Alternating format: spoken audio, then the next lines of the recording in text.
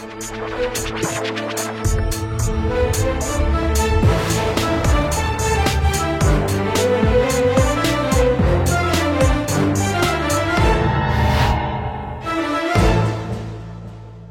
علیکم جی، میں ہوں عثمان محبوب گرایا. آپ دیکھ رہے ہیں پروگرام آخر کیوں. ہمارے پروگرام کی جو نوعیت ہے، اس کا جو جانرا ہے، وہ شہر کے مختلف مسائل، مختلف جگہوں پہ جو مسائل پیش آتے ہیں ان کو اجاگر کرنا ہے. لیکن آج کا شو تھوڑا سا ڈیفرنٹ کر رہے ہیں، تھوڑا سا پروگرام آج ڈیفرنٹ کر رہے ہیں، کیونکہ آج حضرت علی رضی اللہ عنہ کی شہادت کا دن ہے، اور 21 رمضان کے دن حضرت علی کو شہید کر دیا گیا تھا، اور آج 21 رمضان کی رات شروع ہو چکی ہے. اس حوالے سے آج کے پروگرام میں حضرت علی کی زندگی پہ تھوڑی سی بات کریں گے، حضرت علی کی جو تعلیمات ہیں ہمارے لیے ان پہ تھوڑی سی بات کریں گے، اور اسی طرح آج کے شو میں آپ کو حضرت علی کی کس طرح کی زندگی تھی، ان کی تعلیمات کیا تھی، آپ کو سب بتائیں گے. ابھی جی ہمارے ساتھ علامہ محمد حسین اکبر صاحب موجود ہیں، ممبر ہیں اسلامی نظریاتی کونسل کے. علامہ صاحب کیسے ہیں؟ خیریت سے ہیں آپ؟ الحمدللہ، شکر خدا والا. علامہ صاحب آج جی ماشاءاللہ ویسے تو رمضان کے سارے دن ہی بہت اہمیت کے حامل ہوتے ہیں ہم مسلمانوں کے لیے، لیکن آج 21 رمضان کو تھوڑا سا غم بھی کیا جاتا ہے، حضرت علی کی شہادت کا دن سمجھا جاتا ہے، اور ہے جو کہ حضرت علی کے حوالے سے سب سے پہلے بتائیے، ان کی شہادت کے حوالے سے بتائیے کس طرح سے ان کی شہادت ہوئی تھی. بسم اللہ الرحمن الرحیم، الحمدللہ رب العالمین، والصلاة والسلام علی خاتم الانبیاء والمرسلین وعلی آلہ الطیبین الطاہرین المعصومین. دیکھیں، حضرت علی علیہ السلام کی زندگی متضاد صفات حمیدہ کا ایک گلدستہ ہے، ایک مجموعہ ہے، جن کی زندگی کا آغاز خانہ کعبہ سے ہو رہا ہے، اور خانہ کعبہ میں ان کی ولادت کا ہونا دنیا کا وہ منفرد اعزاز ہے جو آدم علیہ السلام سے لے کر قیامت تک نہ کسی کو نصیب ہوا ہے، نہ نصیب ہوگا.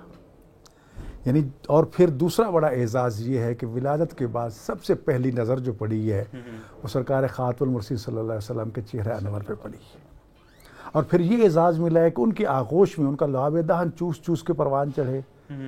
تربیت رسول اکرم صلی اللہ علیہ وسلم کی آغوش میں ہوئی، اور پھر آپ کے محافظ کے طور پر، مددگار کے طور پر، ناصر کے طور پر پوری زندگی آپ کی حیات مبارکہ میں بھی جان نثاری، قربانیوں کا ایک عجیب انداز تھا آپ کا، اور پھر آپ کی رحلت کے بعد بھی آپ نے جتنے مشکلات کا سامنا کیا، اسی وجہ سے اپنے آپ کو اپنے ایک مکتوب میں انا المظلوم کہہ کے پکارتے ہیں کہ میں دنیا کا وہ مظلوم ہوں کہ جس نے اسلام کے لیے اتنی قربانیاں دی ہیں، لیکن افسوس یہ ہے کہ لوگوں نے قدر نہیں کی. ایک ان کا بڑا عجیب جملہ ہے کہ میں تخت خلافت پہ آنے سے پہلے سوچا کرتا تھا کہ حکمران ظالم ہوتے ہیں، لیکن جب میں خلیفہ بنا تو مجھے جن لوگوں سے واسطہ پڑا تو معاملہ اس کے برعکس تھا. یعنی عوام میں بھی ایسے لوگ تھے کہ جنہوں نے مطلب ظلم و بربریت کا راستہ اختیار کیا. بے شک ایسی. ہاں جی. اور اگر جناب علی علیہ السلام کی یعنی زندگی کا بالاختصار ہم جائزہ لینا چاہیں تو پہلے تو عالم انوار رسول اکرم صلی اللہ علیہ وسلم کا فرمان ہے، اول ما خلق اللہ نور، اللہ نے سب سے پہلے میرے نور کو خلق فرمایا، پھر فرمایا انا و علی من نور واحد، میں اور علی ایک نور سے ہیں دونوں.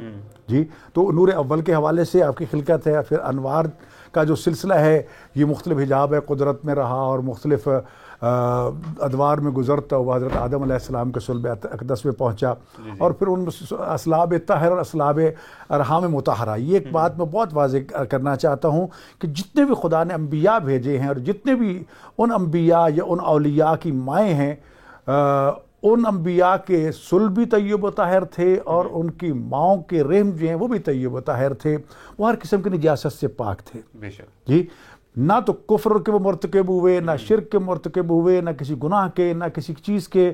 خدا نے اس پورے سلسلے کو طیب و طاہر رکھا، اور اسی اسلاب سے ہوتا ہوا جناب علی علیہ السلام اور جناب رسول خدا صلی اللہ علیہ وسلم کا نور مبارک جو ہے حضرت ابراہیم علیہ السلام کی صلب تک جب پہنچا، اور حضرت ابراہیم علیہ السلام سے دو حصوں میں تقسیم ہو گیا، ایک حضرت اسحاق علیہ السلام کے صلب میں، ایک حضرت اسماعیل علیہ السلام کے صلب میں. حضرت اسماعیل علیہ السلام کے صلب سے چلتا ہوا حضرت عبد المطلب علیہ السلام تک پہنچا، وہاں یہ دو حصوں میں تقسیم ہوا، ایک حضرت عبداللہ علیہ السلام کے صلب میں گیا، ایک حضرت ابو طالب علیہ السلام کے صلب میں گیا.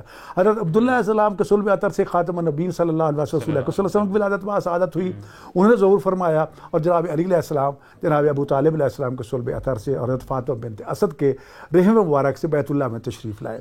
سب سے پہلے رسول خدا صلی اللہ علیہ وسلم نے دست مبارک پہ لیا اور زبان چسائی، اور سب سے پہلی نگاہوں نے اگر تلاوت کی ہے تو چہرہ مصطفیٰ صلی اللہ علیہ وسلم کی ہے، اور پھر یعنی یہ آغاز ہو رہا ہے اور انجام جو مسجد میں ہو رہا ہے۔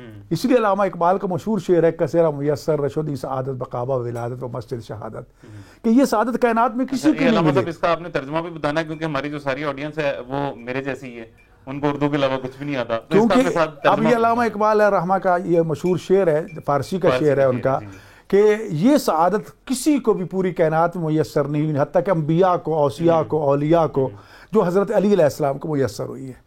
ایک تو یہ ہے کہ خانہ کعبہ میں آپ کی ولادت ہوئی ہے اور محراب مسجد میں شہادت ہو رہی ہے جی۔ پھر دوسری چیز جو ہے، آج جناب علی علیہ السلام کا یوم شہادت ہے، کل 19 کی صبح کو ایک خارجی عبد الرحمن ابن ملجم نے حالت نماز میں آپ کے سر اقدس پر زہریلی تلوار کا وار کیا تھا۔ تو جب آپ مسجد سے نکل رہے تھے تو یہ ایک نعرہ بلند کیا آپ نے، رب کعبہ کی قسم علی کامیاب ہو، فزت ورب الکعبہ، یعنی یہ دنیا میں واحد ہستی ہے کہ جو یہ اعلان کر کے جا رہی ہے کہ علی کامیاب ترین زندگی گزار کے جا رہا ہے، یعنی وار ہونے کے بعد، وار ہونے کے بعد جی۔ اور پھر اس وقت جو دوسری چیز تھی، صبح کا ستارہ طلوع ہو رہا تھا، تو اسے مخاطب کر کے فرمایا صبح کا ستارہ گواہ رہنا، زندگی بھر علی نے تجھے طلوع ہوتے دیکھا ہے، تو نے کبھی علی کو سویا ہوا نہیں پایا جی۔ تو یہ آغوش رسالت کی تربیت کا نتیجہ تھا کہ بچپن گزرا تو رسول اکرم صلی اللہ علیہ وسلم کے ساتھ۔ خود فرماتے ہیں کہ میں رسول اکرم صلی اللہ علیہ وسلم کے قدموں پہ اس طرح چلتا تھا اور اس طرح پیچھے پیچھے چلتا تھا جس اونٹنی کا بچہ اپنی ماں کے پیچھے چلتا ہے۔ اور پھر تربیت کا پیغام جو دے رہے ہیں کہ مجھے رسول اکرم صلی اللہ علیہ وسلم نے اس طرح تربیت فرمائی تھی جس طرح پرندہ جو ہے وہ دانہ ٹکڑے ٹکڑے کر کے اپنے چوزے کے منہ میں ڈالتا ہے، اس طرح علم مجھے آپ نے عطا فرمایا، زکن زکا کا لفظ استعمال کیا آپ نے۔ اور پھر ارشاد فرماتے ہیں کہ میں نے جب رسول اکرم صلی اللہ علیہ وسلم کا یوم وصال آیا تو مجھے اپنے سینے پہ لٹا لیا آپ صلی اللہ علیہ وسلم نے، اور مجھے 1000 باب علم تعلیم کیا، جس سے میں نے پھر کئی 1000 باب جو ہیں وہ اجتہاد کیے۔ اور یہ اعزاز، یہ منفرد اعزاز علی ابن ابی طالب علیہ السلام کا، جنہوں نے یہ چیلنج اور یہ اعلان کیا تھا، سلونی قبل ان تفقدونی، کہ جو کچھ پوچھنا ہے پوچھ لو قبل اس کے کہ میں تم میں سے چلا جاؤں۔ اور پھر یہ فرمایا کہ میں زمین کی بجائے آسمان سے راستوں سے زیادہ واقف ہوں جی۔ اور سینے پہ ہاتھ مار کے کہتے تھے کہ یہاں علم کا سمندر ٹھاٹھے مار رہا ہے، کاش مجھے کوئی اس کا اہل مل جائے کہ اس کے حوالے میں کر سکوں جی۔ اور رسول اکرم صلی اللہ علیہ وسلم کا مشہور و معروف فرمانا مدینہ تو علم و علی بابها، میں علم کا شہر ہوں، علی اس کا دروازہ ہے، انا مدینہ الحکمت والی بابا، میں حکمت کا شہر ہوں، علی اس کا دروازہ ہے۔ فرمایا اگر علم اور حکمت چاہتے ہو تو دروازے پہ آؤ۔ تو جہاں خوب بڑی اچھی تعبیر کی کسی نے کہ جو بھی رسول اکرم صلی اللہ علیہ وسلم کی خدمت میں حاضر ہونا چاہتا ہے تو پہلے دروازے پہ جائے گا، بے شک ایسی ہے جی، جب مل کے آئے گا تو پھر دروازے پہ آئے گا۔ یعنی آپ کی خدمت میں 1 مرتبہ، تو جناب علیہ السلام خدمت میں 2 مرتبہ۔ اور اگر ان مہینوں کی ترتیب کو دیکھیں تو رجب المرجب جو گزرا ہے وہ جناب علی علیہ السلام کا مہینہ۔ شعبان کو رسول اکرم صلی اللہ علیہ وسلم فرمایا کہ شعبان شہر، یہ میرا مہینہ ہے، اور رمضان مبارک جو آج ہے یہ اللہ تعالیٰ کا شہر، اللہ کا مہینہ ہے۔ یعنی یہ ترتیب بھی ایسے ہی ہے کہ پہلے علی کا مہینہ، پھر رسول اللہ کا مہینہ، پھر اللہ کا مہینہ۔ تو اللہ تک پہنچنے کے لیے در علی پہ آنا پڑتا ہے، در رسول تک پہنچو گے تو در خدا تک پہنچ جاؤ گے۔ تو امیر المومنین علی ابن ابی طالب علیہ السلام کی تعلیم و تربیت، اور پھر اعلان نبوت سے لے کر، یعنی تقریباً 12 سال کی عمر تھی جب آپ رسول اکرم صلی اللہ علیہ وسلم اعلان نبوت فرمایا، اور اعلان نبوت کے دن جب دعوت ذویل شیر اور سرکار ابو طالب علیہ السلام کے دسترخوان پہ 3 دن یہ دعوت چلتی رہی، اور ابو لہب ہر دفعہ بکواس کرتا اور مجلس کو خراب کرنے کی کوشش کرتا، تو تیسرے دن جناب ابو طالب علیہ السلام سے اس کو یا آور کانے بکواس بند کر کے اس کو خاموش کرا دیا تھا، اور اس نے کہا تھا کہ جو میری مدد کا، میری نصرت کا وعدہ کرے گا، میں آج ہی اعلان کرتا ہوں، وہ میرا خلیفہ ہوگا، میرا وزیر ہوگا، میرا وصی ہوگا، میرا جانشین ہوگا۔ اس وقت جب اٹھے تو جناب علی ابن ابی طالب 1 مرتبہ، 2 مرتبہ، 3 مرتبہ، اور اسی دن اعلان کر دیا کہ یا علی انت خلیفتی، انت وصی، انت وزیری من بعدی جی۔ یہاں سے سلسلہ شروع ہوا۔ پھر جتنے غزوات تو نبی صلی اللہ علیہ وسلم، مکی زندگی اپنی جگہ پر ہے، مکی زندگی کا یعنی آخری مرحلہ آپ دیکھ لیجیے کہ یہ وہ بھی جان نثاری کا ایک عجیب مرحلہ تھا شب ہجرت کا، کہ کسی کو پتہ چل جائے نا کہ یہاں خطرہ ہے تو سارے رات نہیں سوئے گا جی، اور اگر اس کو سونے کی عادت ہی نہ ہو اس کو تو نیند ویسے نہیں آئے گی۔ لیکن جناب علی علیہ السلام کو رسول اکرم صلی اللہ علیہ وسلم نے شب ہجرت یہ فرمایا تھا کہ آج میرے بستر پر سو جاؤ۔ یہ نہیں کہا کہ یا رسول اللہ بچ جاؤں گا، فرمایا آپ بچ جائیں گے کہ ہاں میں بچ جاؤں گا، اور فرمایا کہ امانتیں دشمنوں کے حوالے کر کے، صاحبان امانات کی امانتیں ان کو دے کر، تم بھی فاطمیات یعنی جناب فاطمہ بنت اسد، جناب فاطمہ بنت محمد، جناب فاطمہ زوج حضرت عبد المطلب، ان کو ساتھ لے کے تم ہی مدینے آ جانا۔ اب اس سے بڑا یقین کیا تھا؟ اور جناب علی علیہ السلام فرماتے ہیں کہ میں زندگی بھر اتنا نہیں سویا جتنا شب ہجرت میں سویا ہوں، مزے کی نیند سویا ہوں. جی اب سوال پیدا ہوتا ہے، تلواریں نعموں سے باہر نکلی ہوئی ہیں. ایسے ہی علی فرماتے ہیں میں ہر رات 1000 رکعت نماز پڑھتا ہوں، سونے کی عادت ہی بہت کم ہے. پھر نیند کیسی؟ کیا حکم رسول کیوں تھا؟ علی کا جان مال عزت ناموس سارا مزاج رسول اللہ کے حکم کے تابع. رسول اللہ نے فرمایا تھا سونا ہے تو میں نے اپنی تمام تر طبیعتوں کو ایک طرف رکھ کے، اپنے مزاج کو اپنی عادتوں کو ایک طرف رکھتے ہوئے میں نے سو کے بتایا کہ میں حکم رسول کا تابع ہوں. اور یہی وجہ ہے کہ قرآن کریم میں آیت نازل ہوئی آپ کی شان میں، جبرائیل اور میکائیل کو حکم دیا گیا کہ ایک پینتی کی طرف کھڑے ہو جائے، ایک سرانے کی طرف کھڑے ہو جاؤ. تو دونوں فرشتے بڑے فخر سے علی علیہ السلام کو مخاطب کر کہہ رہے تھے بخن بخن لکا یبنا ابی طالب، ابو طالب کے بیٹے آپ کے مبارک ہو، آپ کا یہ مقام کہ بستر رسول پہ سوئے ہوئے ہو، دشمنان رسول باہر گھیرا کر کے کھڑے ہیں اور تجھے بالکل فکر نہیں ہے. اور پھر قرآن کریم کی آیت وَمِنَ النَّاسِ مَن يَشْرِي نَفْسَهُ ابْتِغَاءَ مَرْضَاتِ اللَّهِ، لوگوں میں سے کون ہے جو اللہ کی مرضیوں کو خریدتا ہے اپنی جان دے کر. اب دیکھو نا، سودا جب کیا جاتا ہے تو ایک خریدنے والا ہوتا ہے، ایک چیز خریدی جاتی ہے، ایک پیسے دینے والا ہوتا ہے، ایک چیز لینے والا ہوتا ہے. جی یہاں پر خریدنے والا کون ہے؟ علی. بیچنے والا کون ہے؟ اللہ. خریدا کیا جا رہا ہے؟ اللہ خرید رہا ہے، اللہ کی مرضیاں. مقابلے مل کیا رہا ہے؟ رضا خدا. تو جان قربان کر رہے ہیں. عجیب رضا، یہ مرضی خدا، مرضی یزدان بھی آپ کا لقب ہے. جی تو یہ عظمت جناب علیہ السلام کا. اور پھر یہ کمال تھا کہ آپ ساری امانات جو، اور یہ پیغام ہے پوری امت کے لیے. آج ہمارے جو نمائندے ہیں قومی اسمبلی کے، صوبائی اسمبلیوں کے، افسوس ہے کہ انہوں نے نظارتی کونسل میں یہ مطالبہ لکھ کے بھیج دیا کہ یہ امین اور سادے کی شرط ختم کی جائے، کیونکہ یہ تو رسول اکرم صلی اللہ علیہ وسلم کی شان ہے. پھر رسول اکرم صلی اللہ علیہ وسلم کی شان اپنانے کو ہمیں کہا گیا، کافروں کو تو نہیں کہا گیا نا. اگر ہم رسول اکرم صلی اللہ علیہ وسلم کے اوصاف حمیدہ پہ عمل نہیں کریں تو کون کریں گے؟ تو کتنا افسوس کا پہلو ہے کہ آج مسلمان ان اوصاف سے بھاگنا چاہتا ہے، جبکہ حکم ہے کہ اپنے آپ کو اوصاف نبی اور اوصاف خدا سے متصف کرنے کی کوشش کیا کرو. جی جو اس کے اسماء حمیدہ ہے ایسی خصوصیات پیدا کرنے کی کوشش کرو. اور یہ فرمان ہے جناب علیہ السلام کا فرمان ہے، اگر لوگ تمہارے بارے میں اچھی رائے رکھتے ہیں نا اور تم سمجھتے ہو کہ یہ چیزیں مجھ میں نہیں ہیں تو ویسا بننے کی کوشش کرو جیسا لوگ تمہیں سمجھ رہے ہیں.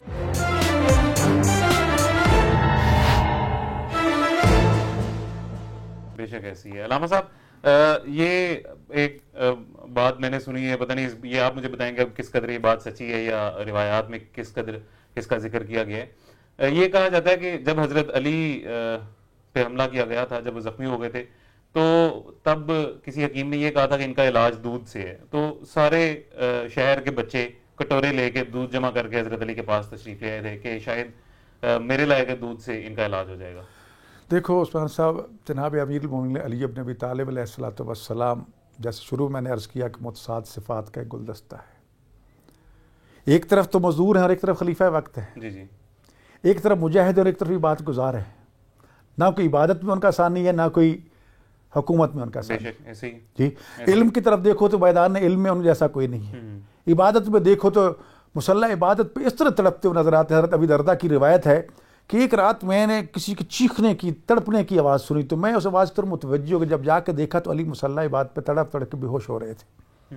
میں نے جب یہ حالت دیکھی تو میں دوڑتا ہوا جناب زہرا سلام اللہ علیہ کے در اقدس پہنچا اور اس کے آقا زادی کو اچھی خبر نہیں لایا. میں نے اس طرح علی کو درد سے چیختے ہوئے دیکھا، تڑپتے ہوئے دیکھا ہے. تو جناب زہرا فرماتی ہے ابی درداء تو نے تو آج پہلی مرتبہ دیکھا ہے نا علی ہر رات خوف خدا سے مسلح عبادت پہ صرف تڑپتا ہے. جی لیکن میدان جنگ میں دشمن کے سامنے علی جو ہے اس کا کوئی مد مقابل نہیں. جی تو خدا کے حضور. اور یہی وجہ ہے کہ جب جنگ خندق میں آپ ابن عبد المطلب کے مقابلے میں جا رہے تھے تو اصحاب میں سے کسی نے اعتراض کر دیا کہ علی بڑے اکڑ کے جا رہے ہیں اور بڑے تکبر کے ساتھ جا رہے ہیں. تو رسول اکرم صلی اللہ علیہ وسلم نے فرمایا تھا علی کی عاجزی انکساری دیکھو تو مسلح پہ دیکھا کرو. اب دشمن کے مقابلے جا رہا ہے، دشمن کے سامنے ایسے ہی جانا چاہیے.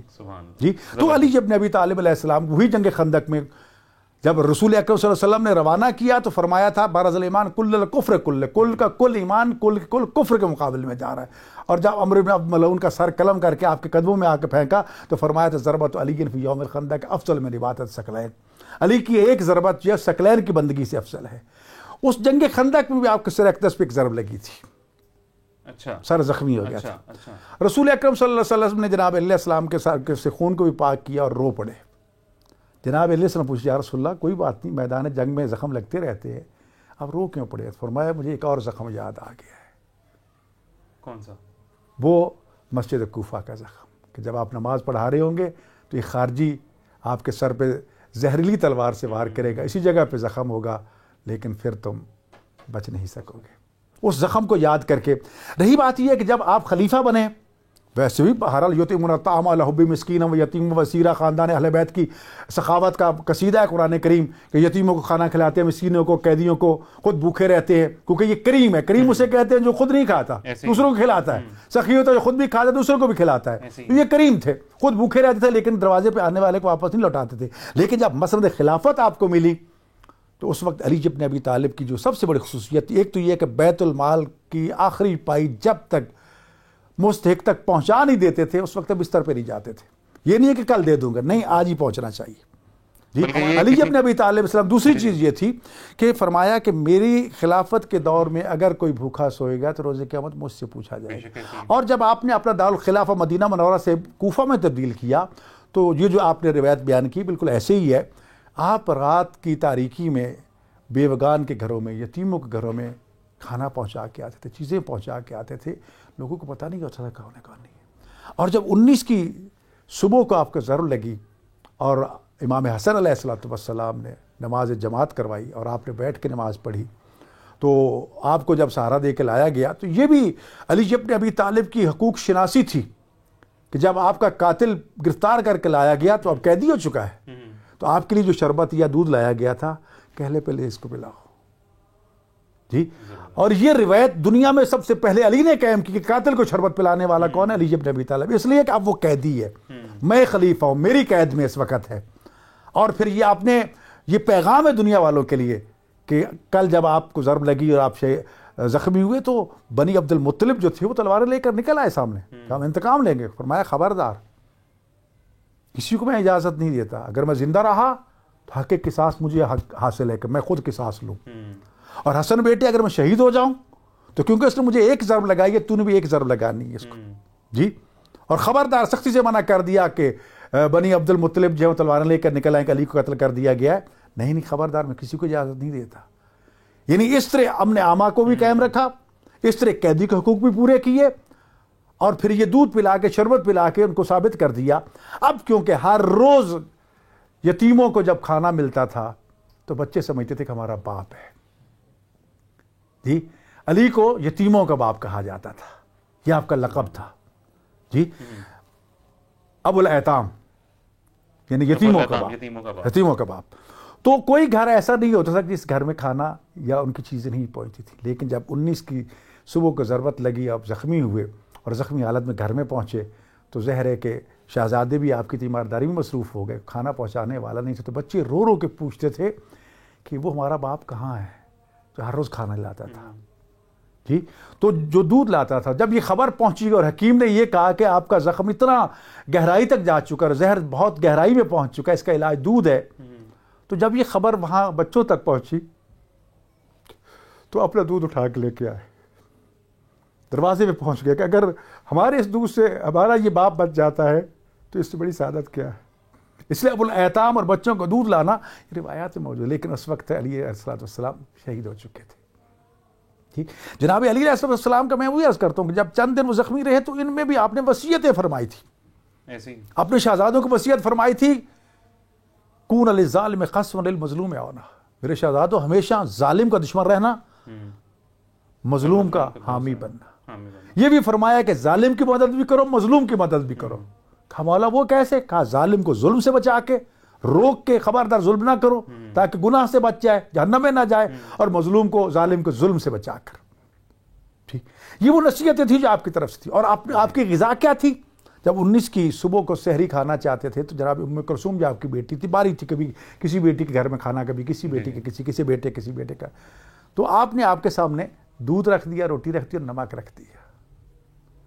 یا یہ پیغام ہے دنیا کے لیے، سارے خاص طور حکمرانوں کے لیے، ہر انسان کے لیے، کہ خلیفۃ المسلمین ہے، امام عادل ہے، جس کا عدل و انصاف پوری دنیا میں ڈنکا بج رہا ہے۔ کہتا ہے بیٹے ان میں سے ایک چیز اٹھا لو، تیرے باپ نے کبھی ایک وقت میں 3 کھانے نہیں کھائے۔ کہا بابا کچھ بھی نہیں ہے۔ تو جواب کیا دیا؟ بیٹے کیا تم چاہتی ہو کہ روز قیامت تمہارا بابا ان نعمتوں کا کافی دیر کھڑے ہو کے خدا کے حضور جواب دیتا رہے؟ یہ حالت تھی آپ کی کفایت شاری کی۔ اور یہی وجہ ہے میرے بھائی کہ جب آپ شہید ہوئے، زخمی ہوئے، تو تیمارداری ہوئی, لوگ آئے سارے, تو جبرائیل نے یہ نوحہ پڑھا تھا. اس شہادت کی خبر جو ہے وہ سب سے پہلے وسط آسمان سے آواز گونجی تھی کہ دنیا والو, دین کے ارکان گر گئے, ستون گر گئے ہیں, روشنی کے چراغ جو ہیں وہ دھندلا گئے, ابن مصطفیٰ شہید کر دیے گئے, دنیا کے بدبخت ترین شخص نے آپ کو قتل کیا ہے. پورا کوفہ دوڑتا ہوا آ گیا تھا, پورے کوفہ میں واہ ویلا تھا, بیوگان یتیم بچے. اور جب بچے لے کر یہ پہنچے تھے دودھ, اس وقت آپ کا جنازہ آ رہا تھا. تو بہت سی چیزیں دیکھی کہ بچے پریشان ہو گئے. اور اس کا ایک منظر جو ہمارے سامنے اور تاریخ نے رقم کیا, حکم دیا تھا کہ بیٹو میرا جنازہ لے کے سرزمین نجف کی طرف چل پڑنا, پچھلے 2 پائے اٹھا لینا, آگے والے خود بخود اٹھ جائیں گے. اور آپ کے جنازے کے اگلے پائے فرشتے نے اٹھائے ہوئے تھے, اور فرمایا کہ اس طرف چل پڑنا, تمہیں خود کھدائی قبر ملے گی. چلتے رہے یہاں تک کہ وہاں پہنچے, ایک قبر خود ہی مل گئی ہے. وہاں ایک شخص بیٹھا ہے, کہتا ہے یہ قبر آپ کی. آج بھی جب ہم حضرت علی علیہ السلام کے روضہ مبارک یعنی ان کی قبر اطہر پہ جاتے ہیں, تو آپ کے ایک پہلو میں حضرت آدم علیہ السلام دفن ہے, ایک پہلو میں حضرت نوح علیہ السلام دفن ہے. یعنی وہ آدم اول یا آدم ثانی, اور علی ابو الائمہ یعنی جس کے سارے بیٹے امام ہیں. تینوں ایک ہی ذریعے کے اندر, ایک ہی قبر کے ساتھ ساتھ تینوں قبریں, اور باہر سے جو جالی بنی ہوئی ایک ہی بنی ہوئی ہے. وادی السلام اس قبرستان کا نام ہے, جو دنیا کا سب سے پرانا اور قدیم قبرستان ہے, جس میں ہود علیہ السلام دفن ہے, صالح دفن ہے, اور انبیاء بہت سے دفن ہیں وہاں پر. تو وہاں آپ کا دفن جب ہوا تو قبر خود ہی کھدائی مل گئی تھی.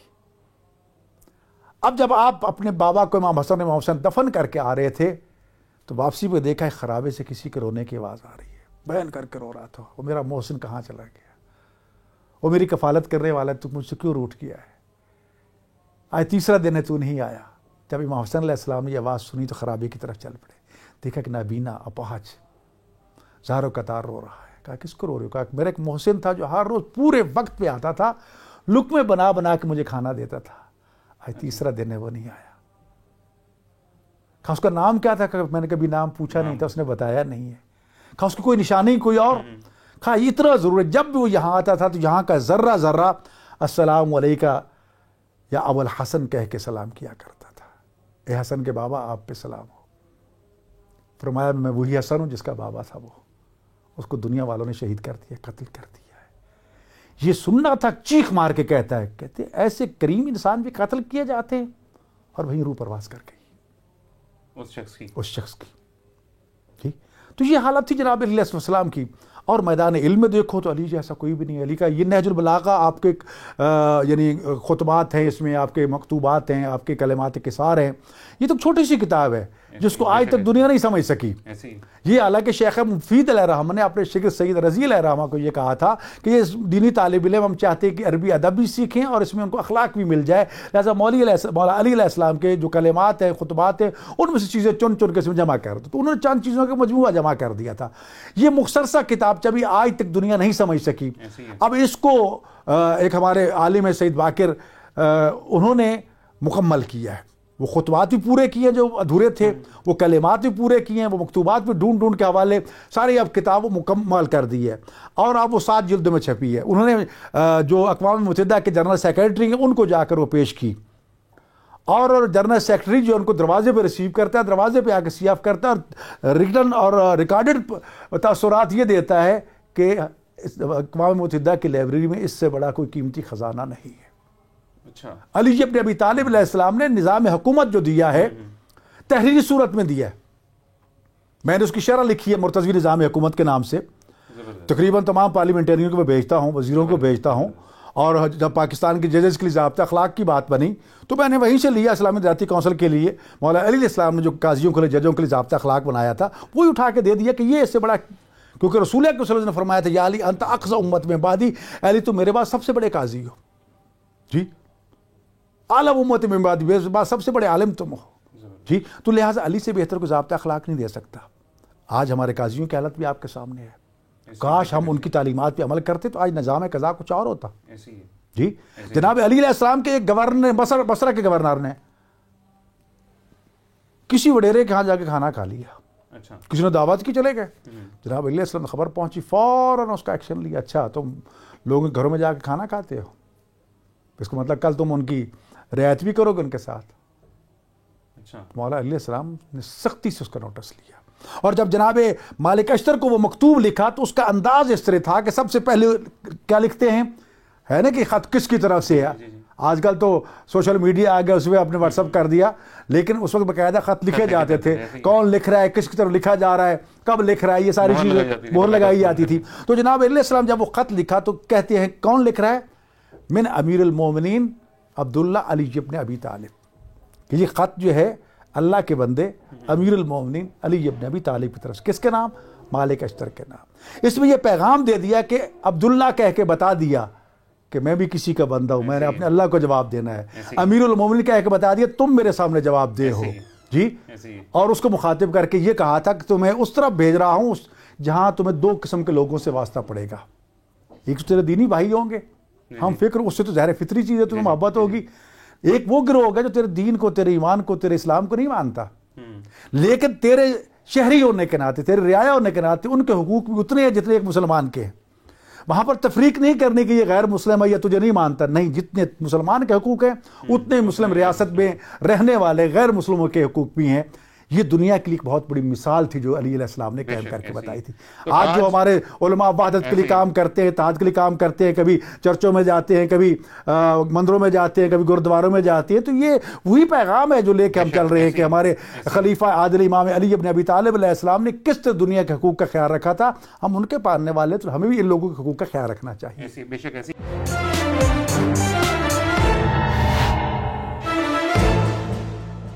یہ تو علامہ صاحب کچھ مخصوص لوگ ہیں نا جو اس طرح ان تعلیمات پہ عمل بھی کر رہے ہیں, ان کا احترام بھی کر رہے ہیں.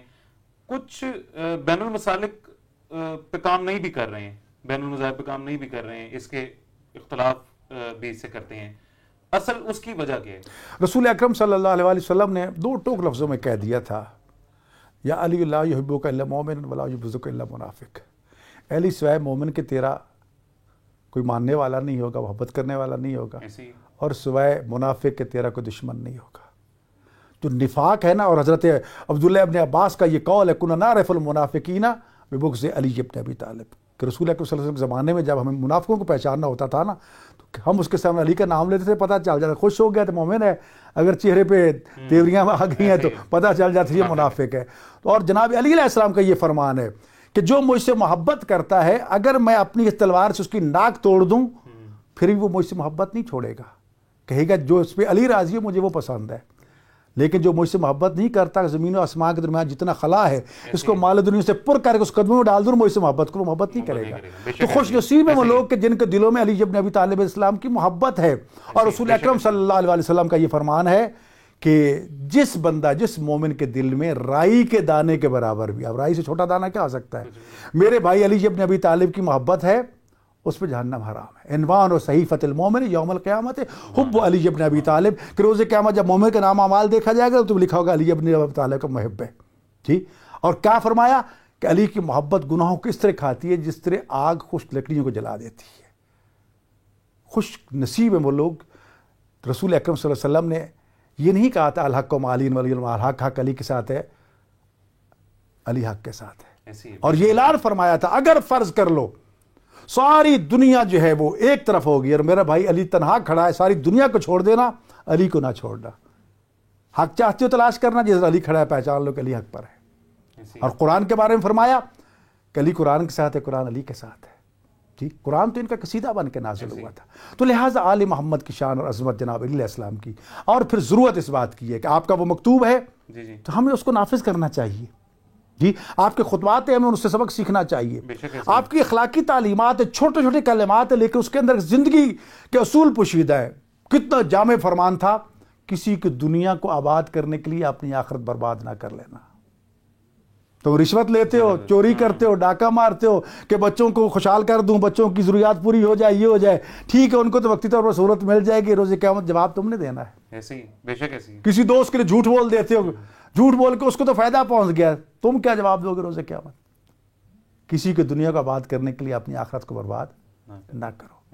تو یہ علی ابن ابی طالب علیہ السلام جن کے فضائل و کمالات کے بارے میں رسول اللہ نے فرمایا تھا ساری دنیا کی طرف کلمے بن جائیں, سارے 7 سمندر شاہی بن جائیں, سارے جن اس لکھنے والے بن جائیں, فرشتے حساب کرنے والے بن جائیں, پھر بھی علی ابن ابی طالب کے فضائل و کمالات کا احاطہ نہیں کیا جا سکتا. اور یہ مشہور فرمان ہے کہ آدم کا علم دیکھنا چاہتے تو علی کو دیکھ لو, نوح کا علم دیکھنا چاہتے تو علی کو دیکھ لو, ایوب کا صبر دیکھنا چاہتے تو علی کو دیکھ لو. تمام انبیاء کا اوصاف بیان کرتے کرتے فرمایا فَلْيَنْظُرْ إِلَىٰ وَجْهِ عَلِيِّ بْنِ أَبِي طَالِبٍ. تمام انبیاء کی چیزوں کو, کمالات کو دیکھنا تو ایک علی کا چہرہ دیکھ لو, اور علی کا چہرہ دیکھنا عبادت ہے. کیوں؟ وجہ اللہ ہے, کرم اللہ وجہ. کسے کہا جاتا ہے؟ یعنی ان کے چہرے پر اللہ کا کرم ہو. باقی اصحاب کے رضی اللہ کہتے ہیں. فرق یہ تھا اس لیے کہ یہ چہرہ کبھی بھی بتوں کے سامنے نہیں جھکا. جی. اور رسول اکرم صلی اللہ علیہ وسلم کا فرمان ہے کل مولود یولد علی فطرت اسلام, ہر پیدا ہونے والا بچہ اسلام پہ پیدا ہوتا ہے. یہ جو کہا جاتا ہے کہ بچوں میں سب سے پہلے علی اسلام لائے تھے, غلط ہے. علی تو پیدا ہی مسلمان ہوئے تھے, اسلام تو وہ لائے گا جس کا اسلام نہیں تھا. جی. تو لہٰذا رسول اکرم صلی اللہ علیہ وسلم کے ساتھ اس وقت ان کی اقتداء میں نمازیں پڑھتے جناب علی علیہ السلام, جناب عقیل, جناب خدیجہ الکبریٰ سلام اللہ علیہا ام المومنین, جب ابھی نماز فرض نہیں ہوئی تھی. تو علی ابن ابی طالب علیہ السلام کی مسجد کوفہ, جہاں آپ کی شہادت ہوئی, دنیا کے عظیم مساجد میں ایک مسجد ہے, وہاں آپ کی سحری ایک دعا جس میں رو رو کے دعا مانگتے تھے, مولا یا مولا انت القوی وانا عزیز, میرے مالک اے پروردگار تو طاقتور ہے میں کمزور ہوں, تو رازق ہے میں مرزوق ہوں, تو رحمان ہے میں تیری رحمت کا محتاج ہوں, تو طاقتور ہے. یعنی اتنا دردناک وہ آپ کا کلام ہے دعاؤں کا کہ انسان دنگ رہ جاتا ہے. اسی مسجد میں آپ کو شہید کر دیا. جتنی بھی ان کی تعلیمات پہ بات کر لی جائے, یہ میرے خیال سے یہ ہمارے پاس ایک پروگرام کیا, یہ پوری رات بھی کم ہے, اور پوری رات کا میرے خیال سے پورا ماہ رمضان بھی کم پڑ جائے گا ان کی تعلیمات پہ بات کرنے کے لیے. آخری میسج کوئی جو لوگوں کو دینا چاہیں حضرت علی کی تعلیمات کو, آپ صلی اللہ علیہ وسلم کی تعلیمات کو مد نظر رکھتے ہوئے, پیس کا, امن کا, دیکھیں میں مل جل کے رہنے کا. سب سے پہلی بات تو یہ ہے کہ جناب علی علیہ السلام وہ ہستی ہے جس پہ تمام امت مسلمہ کا اتفاق ہے. جی. ولایت کے حوالے سے دیکھا جائے تو دنیا میں جتنے بھی ولایت کے دعوے دار ہیں, ان کا جو مرکز ہے جہاں سے ان کو چیز مل رہی ہے وہ علی ابن ابی طالب کا دروازہ ہے. خلافت میں دیکھا جائے تو خلافت خلفاء میں علی ابن ابی طالب ہے. ائمہ کی لسٹ میں دیکھا جائے تو علی سب سے پہلے امام نظر آتے ہیں. حکمرانوں میں دیکھا جائے تو علی سے بہتر کوئی حکمران نہیں کائنات میں. لہٰذا علی ابن ابی طالب علیہ السلام جب اتفاق ہے تو آج جب ہم ان کا دن منا رہے ہیں, غم اور سوگ یقیناً ہے. پورا کوفہ رو رہا تھا, سب یتیم بیگان رو رہے تھے, جبریل نوحہ پڑھ رہا تھا, لیکن علی کی تعلیمات کو اپنانے کی ضرورت ہے. لاہور شہر ایک تاریخی شہر ہے, اس میں کتنے اسلامی مذہبی ایونٹ ہوتے ہیں بے شمار. جی. آج جناب علیہ السلام کے دن کا جلوس ہوگا, تعزیت کا جلوس ہوگا, پوری امت مسلمہ اس میں شامل ہوتی ہے, کوئی شیعہ سنی کی تفریق نہیں ہوتی. جی. علماء, مشائخ, شیعہ, سنی, یہودی, عیسائی, ہندو, سکھ, سب کے سب کھڑے ہوتے ہیں جناب علی علیہ السلام کے لیے, کیونکہ علی صرف مسلمانوں کا نہیں ہے, پوری انسانیت کا امام ہے. جی. تو لہٰذا ہمیں علی کے نام پہ لڑنا نہیں چاہیے بلکہ جڑنا چاہیے, اور مولا علی علیہ السلام کے اس فرمان کو مشعل راہ بنانا چاہیے, من قاطعنی واصلنی, جو مجھ سے دور بھاگتا ہے نا میں آگے جا کے اس کو سینے سے لگا لیتا ہوں. ہمیں جوڑنے کا کام کرنا چاہیے, ایک دوسرے کو برداشت کرنا چاہیے. دیکھیں نا, اب خلفائے راشدین کا ادوار کو اگر ہم دیکھیں تو چاروں کا انتخاب کا طریقہ کار مختلف تھا. جی. لیکن جناب علیہ السلام ہر ایک کے ساتھ تعاون کیا. جب بھی مشکل آئی, حضرت عمر رضی اللہ تعالیٰ عنہ کا یہ مشہور قول, اللہ علی ہلاک عمر, اگر علی مجھے رہنمائی نہ کرتے, میری مدد نہ کرتے تو میں تو ہلاک ہو جاتا. تو لہٰذا خدا نے جب آپ کو یہ نعمتیں عطا فرمائی ہیں تو دین کی سربلندی کے لیے, مسلمانوں کی سربلندی کے لیے ہمیں ایک دوسرے کو برداشت بھی کرنا ہے. اختلافات ہیں, کوئی شک نہیں ہے, لیکن مشترکات ہمارے درمیان بہت زیادہ ہے. ہمیں مشترکات کو آگے لانا چاہیے. جو اختلافات ہیں وہ بیٹھ کے حل کر لینا چاہیے. اللہ تعالیٰ یقیناً برداشت کرنے سے, حوصلہ رکھنے سے, جڑنے سے دشمنی ناکام ہوگا, اسلام بھی کامیاب ہوگا, اور انشاءاللہ پاکستان بھی امان و سلامتی کا گہوارہ. انشاءاللہ علامہ صاحب ایسا ہوگا انشاءاللہ. باقی آپ کے جیسے خوبصورت ہیرے اللہ نے ہمیں جو دیے ہیں وہ دعائیں کرتے رہیں گے تو انشاءاللہ ضرور پاکستان کا جھنڈا بلند رہے گا ساری دنیا میں. آج ہی ہمارے پاس وقت ختم ہو گیا. زندگی رہے گا, انشاءاللہ پھر ملاقات ہوگی. اپنا خیال رکھیں. اللہ حافظ.